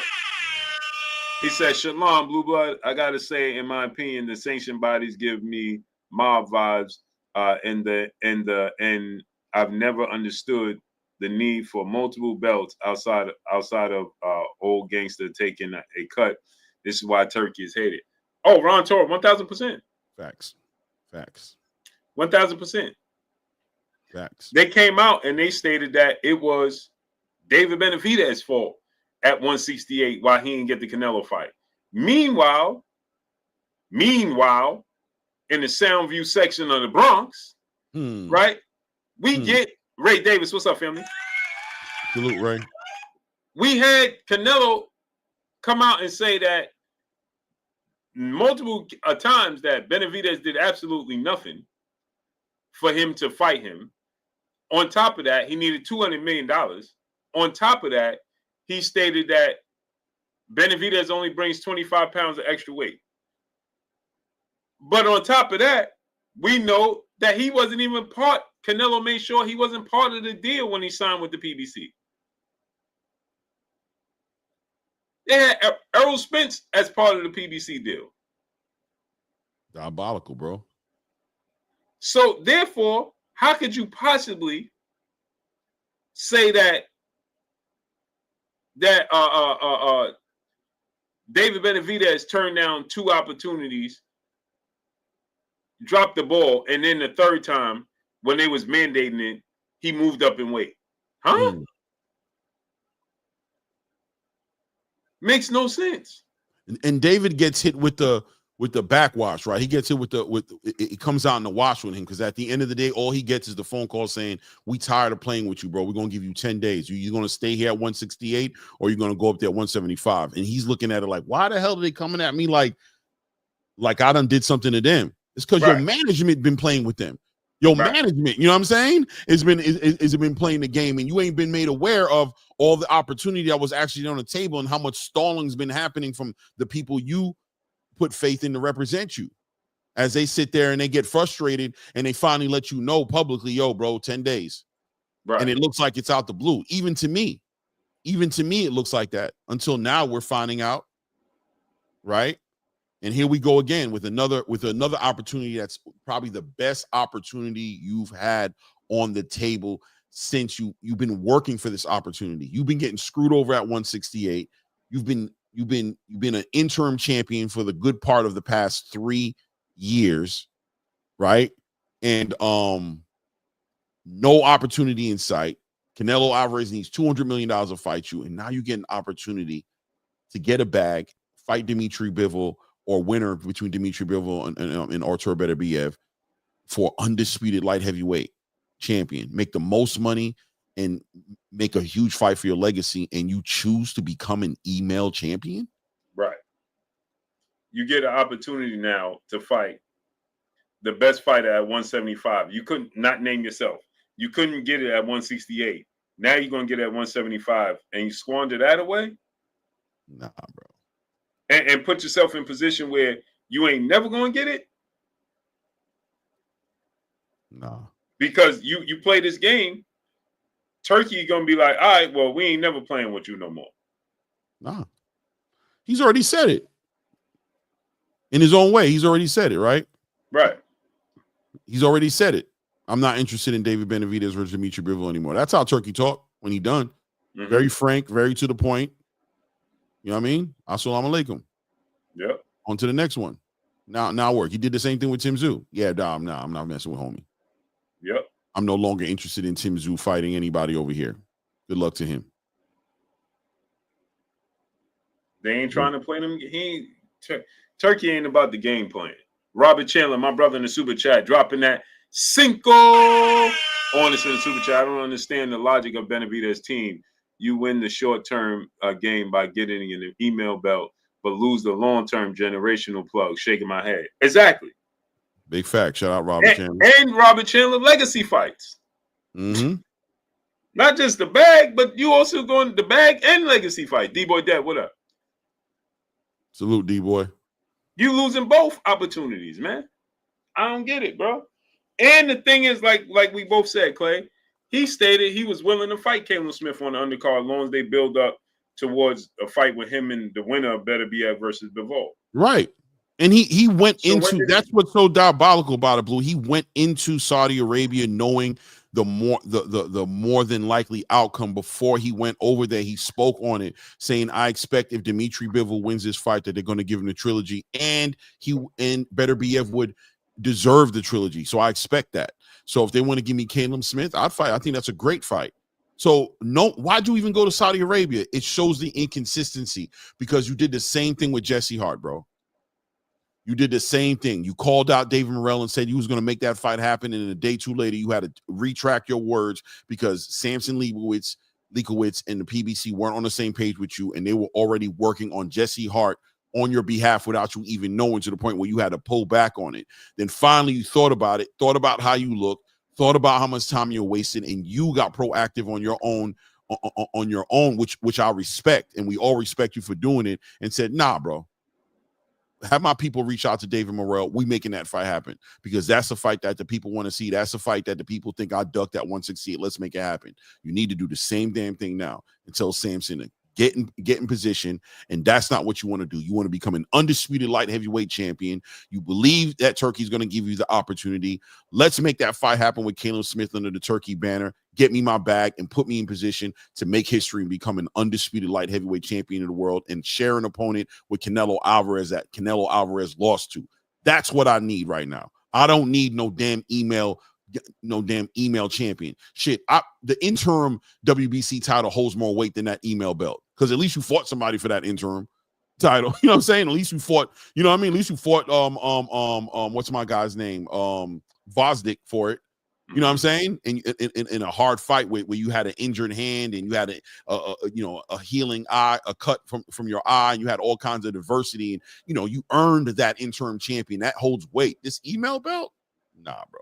You know that ain't it. You know that's not the way you would choose out of your own free will to do. But from the outside looking in, it looks like that's exactly what you're choosing to do. Right. It's just nasty word, man. I don't get it. Like, and I'm pretty sure you're gonna get more money, right, Clay? Fighting him, right? Fighting Caleb Smith on the undercard than you did fighting Morrell. Oh, come on. You know it already. Especially with the circumstances behind it, and the actual ramifications, the actual big fight, which is we're setting this up for a bigger fight. So they're going to pay you. They're going to get you together, bro. They paid Shakur Stevenson $3 to $5 million to fight an electrician in the last minute, bro. They're going to take care of you, bro. It don't make no sense to me, man. It's disappointing. I hope that I hope that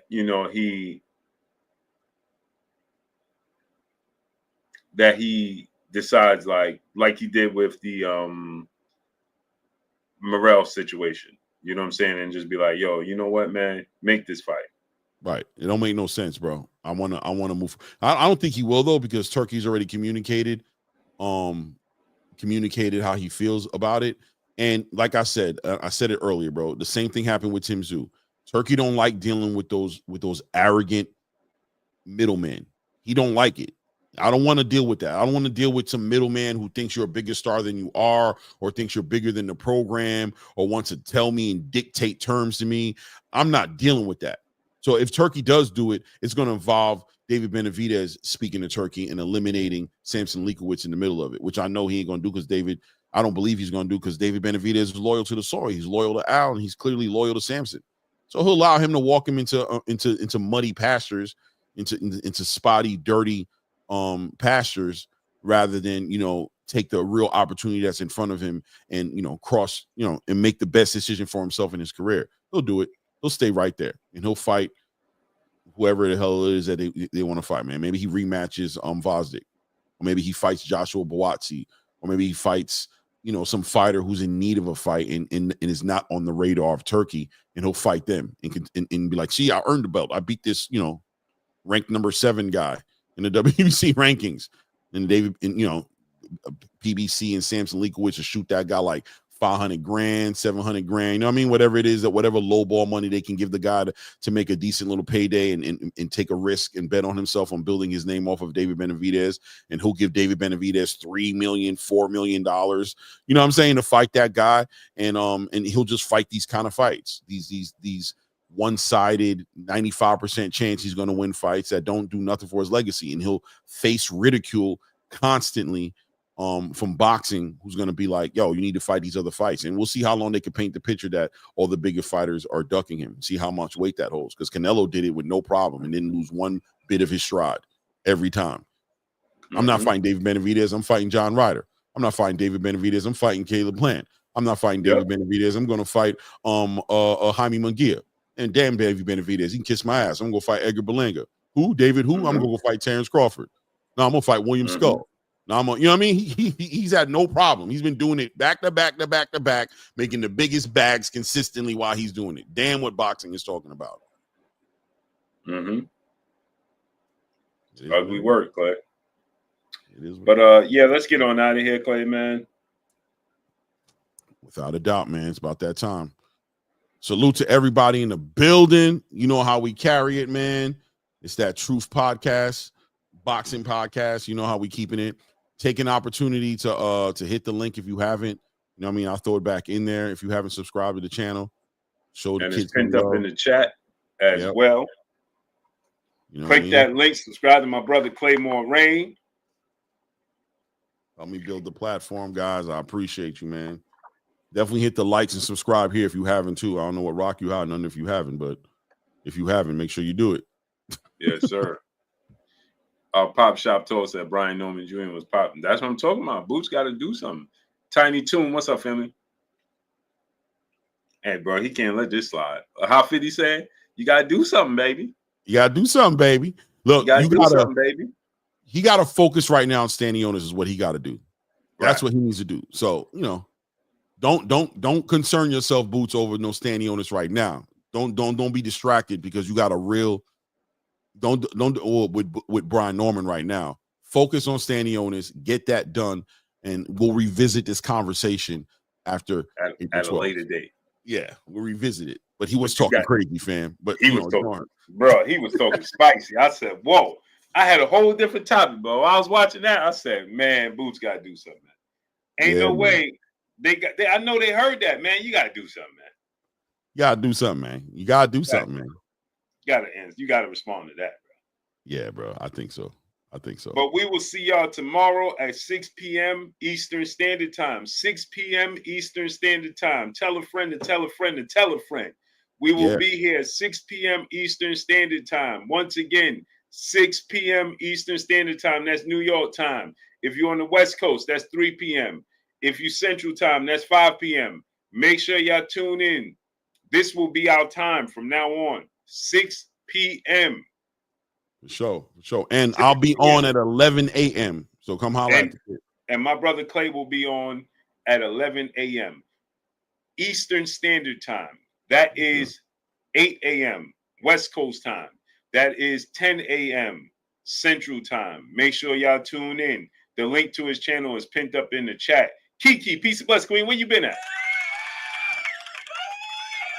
How you feeling, Queen? Hey, man, the Yankees is getting routed. The Knicks was just up 15 points on the Cavaliers, and they blew the lead, and now they down 7. The Yankees is getting spanked. Come on, New York. Do better. If you knew better, you do man. better. You got to do better. What is the Mets doing? I'm pretty sure they losing too. Damn it. Damn it, man. Hey, Clay, did you see? Nobody's talking about this. Wonder why. They announced the numbers for Benavidez Bivol was 340K pay-per-view buys. Right. Worldwide. Which goes into the argument of Shakur should just go buy a house in the UK. Right. Go ahead and buy a house in the UK. Bring over that beautiful marry this girl, by the way, Shakur. Stop playing games, bro. You can't be engaged for 5 years, bro. After a while, come on, brother. Go ahead and, you know what I'm saying? You made yourself a little bag. Go ahead and do what you're supposed to do, brother. Make that an honest woman. Take her, take your child, take your team, and go to the UK, buy a crib, bro, and go be a star, bro. Go be a major star in the UK, bro, because they love you over there, man. They love you, Shakur. They love you over there in the UK, baby. They're not showing you the love over here. They ducking you and they moving around, and you know what I mean? Zapata over here got excuses. Tank ain't sending you no offers, right? Tiafimo ain't got nothing for you. You know what I mean? Gary Antoine is trying to unify and become undisputed at 140 as he should. You know what I mean? What else are you going to do, bro? What else are you going to do? Your biggest payday was Josh Padley. You might as well go over there and line a fight up with Mark Chamberlain. I hear he got a fight coming up this weekend. Or go ahead and fight Joe Cordina. Let everybody here boo you like they've been doing. Make your big bags over there. And, you know, be celebrated. You know how it goes. Don't go where you tolerate it, baby. Go where you celebrate it. You heard? We're gonna watch you. We're gonna cover you wherever you at, man. Think about it, man. Think about it. That's a fact. Peace and blessings to the Queen Kiki in the super chat, dropping that half a dub on us in the super chat. She said, "I'm great. Blessings to you, Queen." Much love, Queen.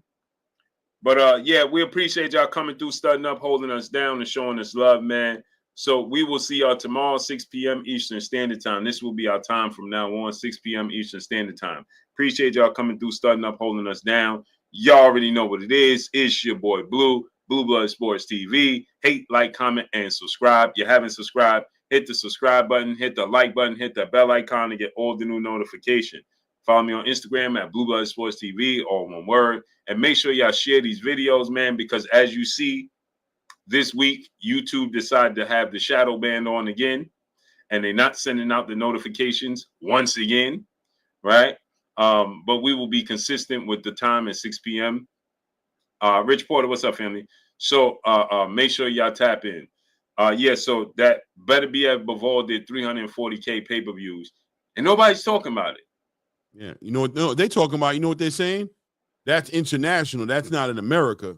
Right. I'm glad they highlighting that. I done told you, Right. Shakur. I know you watching. I ain't gonna keep saying it.